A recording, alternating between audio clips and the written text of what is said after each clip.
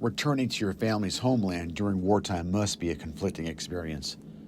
Little did Paul Bongiorno know that his life would end shortly after being wounded in Sicily, near where his parents lived prior to emigrating to the United States. His parents, Gaetano and Angelina, may have left Syracuse in Sicily, but they continued their Italian heritage and customs in their new Lawrence home.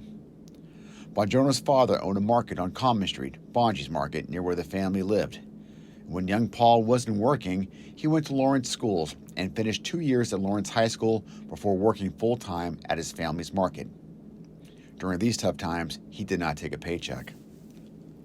By the winter of 1940, the world was unsettled with Germany's hostile actions. That year, Adolf Hitler invaded Denmark and Norway. Italy joined Germany as part of the Axis powers, and France was taken over with a puppet regime friendly to Germany. This was the setting when Bongiorno volunteered to join the Army's Coast Artillery Corps in October 1940.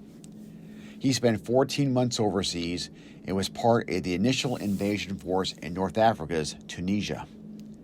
Bongiorno's nephews wrote in the Valley Patriot that Paul went ashore on the first Allied amphibious assault in World War II, where he encountered Vichy French resistance, and then after the Vichy surrendered, he engaged the Afrika Korps of Erwin Rommel, the Desert Fox. Hot, dusty, dry, and dangerous, North Africa in 1942 proved to be the U.S. Army's crucible of fire. Following that successful operation, a much larger invasion force of over 150,000 landed in Sicily in July 1943.